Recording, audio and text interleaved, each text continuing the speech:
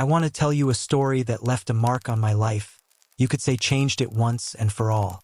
2 years ago, I had the opportunity to work in the Siberian forests on a watch. The job consisted of the following. Once a month for a week, we were thrown into the wilderness about 70 kilometers from the nearest settlement, and that was a remote village with broken, shabby houses where only 20 old people lived. We had to prepare a hut and a bathhouse for the men, who, in turn, cut wood 3 weeks a month. We cut firewood, replenished the water supply from the nearby stream, and repaired the buildings. It was a lot of work, and there were only 2 of us, me and my partner. Such work would not be to everyone's liking. Yes, it paid well, but still it was only a part-time job, and my partners often changed, giving up the damn job to others. And now I realized that I should have paid attention to it. So, one of those shifts brought me together with a young guy named Max. He was tall, sturdy, a typical working man. It was winter, December. The cold had not yet set in, but it was freezing, and the snow was already drifting knee-deep throughout the forest. The driver dropped us off at the hut and drove away. We decided to work from the next day, and in the meantime to settle in, have a drink and talk, to get to know each other. I must say that Maxon was a very talkative guy. Kind of smart, kind, but he listened more than he talked. I honestly don't like that in people. Well, I'm not one to judge. We drank, talked, we got ready for bed, and he was pulling on his clothes. I asked him, "Where are you going at night?" "I'm gonna go for a little walk before I go to bed, and then I'll be there." Weird, but whatever. I thought, turned away and fell into a dream. I woke up, it was still dark. Max pushes me and says, "Come on, it's time to go to work." Having divided the duties between the 2 of us, we went to work. I was to cut a hole in the creek, from where we would draw water, and Max was to start chopping wood. I came to a small stream about 4 meters wide. It was just over the hill from the hut in a small ravine, and there was a pine forest on either side of it. The brook was covered with a thick crust of ice, and it was remarkable that the path was trampled to it. Otherwise, I would have had to walk through snowdrifts. A slightly icy ice hole was visible in the middle of the creek. Apparently, the men often ran to bathe in this brook after being steamed up in the bathhouse. That's why the path was wide and the hole was large and not frozen. I cut it down with an axe and, having taken water in 2 buckets, went to the hut. Max was busy in the yard with his axe, having already chopped a good number of logs. I was already thinking that maybe we could do it faster than in a week, and even get a rest before we left. Having filled several tanks completely, I decided to go for water for the last time that day, and then to rest because it was beginning to get dusk and I didn't really want to work in the dark. When I got down to the creek, I noticed a detail. There were footprints stretching to the ice hole from the opposite bank. Of course, I was very surprised, but still I thought that I might not have noticed these footprints earlier, and that most likely they were left by the men from the shift. Well, who knows who needed to go where. And I just didn't pay attention all day long. Things happen. I calmed myself with this thought, got some water, and went to the hut. I convinced myself so much that I didn't even ask Max if the footprints were his. But, on the other hand, he had nothing to do by the stream. The evening was spent in silence. No one talked about anything. Everyone was doing his own thing. I was reading a book, and Max was lying on the bed, staring silently at the ceiling, apparently thinking about something. Before going to bed, Max started to dress in silence, just as he had done the previous evening. I asked, "Did you go out for air again?" He responded somehow glumly and slammed the door behind him. I don't like such silent and withdrawn people, and even less to be alone with them in the taiga. But there was nothing I could do. I had to finish my shift. I immersed myself in the book again and did not notice how an hour or an hour and a half passed. When I looked at my watch, I was very surprised. Is he really out in the dark somewhere in the forest? Where and why does he go? To get some air? But it takes only about 15 minutes. I put on my coat and went out on the porch to smoke a cigarette, looking around the dark woods. My eyes didn't cling to anything. Max had really gone somewhere. I couldn't see or hear anything around me. I was a little afraid. Wasn't he lost? But I had no desire to go looking for him. I went to bed and fell asleep again after a hard day. Max woke me up again in the morning. I wriggled out of bed and reluctantly started to get ready to go out. When I asked him where he'd been for so long yesterday, he answered inarticulately, "Out for a walk." That was the end of it. I was fetching water again, and he was still chopping wood. In the afternoon something happened that alarmed and frightened me.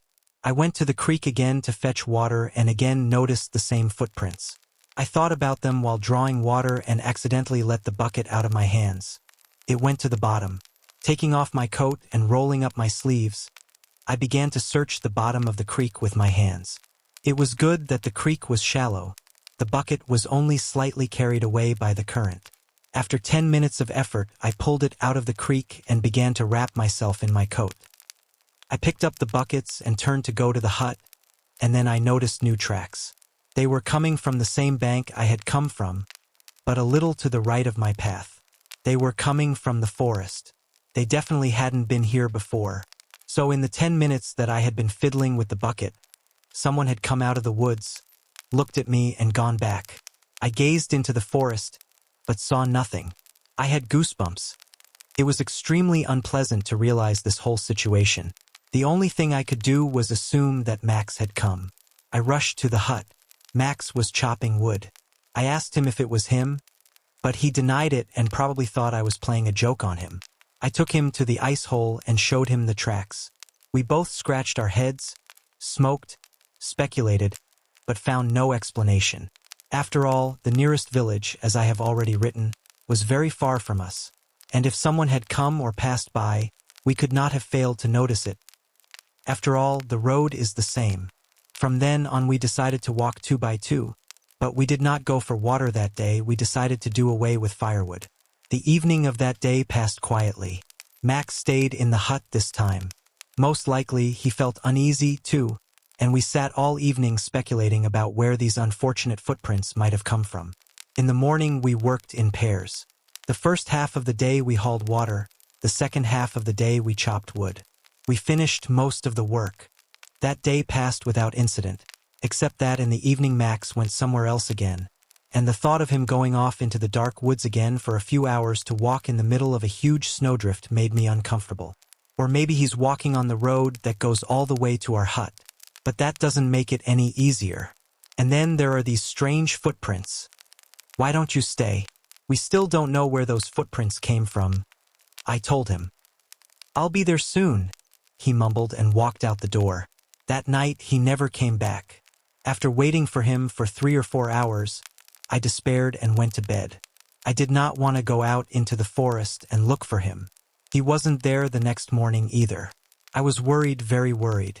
I went out into the woods and spent half a day trying to find him, but there was no sign of him. Then I thought that he still left on the rolled road, which led towards the village, but after walking along it for several kilometers, I did not find anyone and realized that I was very tired, as I had been on my feet since morning. Only one thought popped into my head. Maybe he went to the village and got drunk there? Yes, the thought was ridiculous, and there was no way it could be, but it comforted me, and that was enough. There was nothing I could do. There was no point in even thinking about communication in the taiga. The car was to come for us in 3 days. Of course, I realized that a man's life was in danger, and just in case I decided to walk around the hut once more through the forest. Maybe I would come across some traces. But, having looked around, I again found neither Max nor any traces of him. It was getting dark, and I realized belatedly that I should have run on foot to the village and called the rescue team. I decided to go back to the hut and get up early in the morning and go to the village. As I approached the hut, I got an uneasy feeling. My head was spinning with unanswered questions. What had happened to Max? Where had he gone? Where did he disappear to? Where did those footprints at the ice hole come from? I went into the hut, stoked the stove and started to warm up. After a while, I was pulled out of my thoughts by footsteps outside. Someone was walking in the snow towards the door. I rejoiced like a child. With a shout of, "Max!" I jumped up, ran to the exit, opened the door, and stepped outside. And my joy was instantly replaced by horror. On the steps to the hut stood. No, I don't think it was a man. I still can't understand what it was that came face to face with me. Even in the warm light from the door I had opened, his face was a dead white color. Where his eyes should have been there were black circles and hollows so black that at first I thought there were no eyes at all. But as I looked closer, I saw two black beads in the place of eyes. But even those eyes were not as frightening as his mouth. It was huge, as if it had been cut from ear to ear with a knife. It looked like he was grinning. The teeth were as sharp as fangs. He was completely bald, and his skin was as wrinkled as if he had been in the water for a week. He was huge as he stood a few steps shorter than me, but his head was one step higher than mine. I don't know how long our staring with him lasted. It seemed like an eternity to me, but in reality it was probably 2-3 seconds at most. I abruptly slammed the door shut and locked it. At that moment, there was a wild scream from outside the door. I rushed to the corner with my heart pounding, grabbing my hunting knife from the table. I heard footsteps in the snow. This thing was walking around the hut. A few minutes later, I heard several footsteps at the same time. There were 2 or maybe 3 of them. They were walking in a circle. I sat with my back against the wall, in total panic. Suddenly someone banged on the wall so hard that a candle fell from the shelf. And at the same moment, someone started banging on the window. I fell to the floor face down, clutching the knife in my hand to the point of pain. I was afraid to look out the window.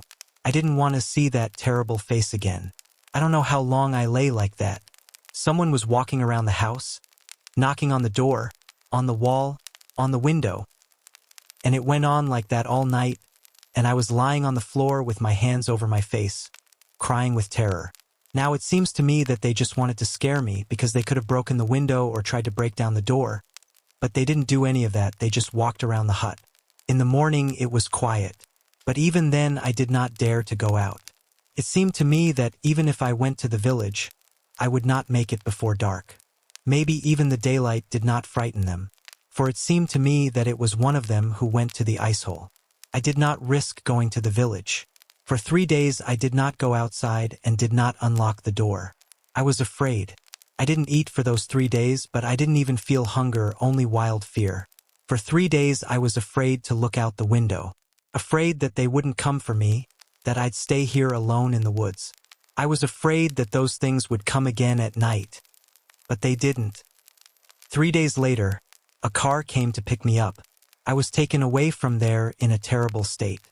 Max was put on a wanted list. A week later, he was found by volunteers about 10 kilometers from the hut in the forest.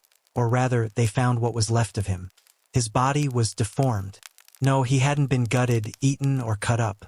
He was hanging from a tree, or rather, stuck there. His body was stretched out. Hard to even imagine, but his torso, arms, legs, and neck were stretched like chewing gum that had been chewed and wrapped around your finger. His eyes had been ripped out and there was no lower jaw. What had happened to his body was unthinkable. I saw the pictures at the interrogation. After all, it was I who had been with him in the hut, and it was I who was suspected in the first place. The cause of Max's death was later attributed to an unspecified natural phenomenon, and the case was closed. I didn't talk about the monsters I'd seen in the woods. I was afraid I'd be put in a nut house. I only said that Max had gone out in the night, and that someone had been walking around the hut, scaring me wildly. Since then, my life has been upside down. I'm afraid of everything, afraid of silence, of the dark, of the forest. I still have nightmares about that face, and I can't do anything about it. I'm glad I'm not in Max's shoes.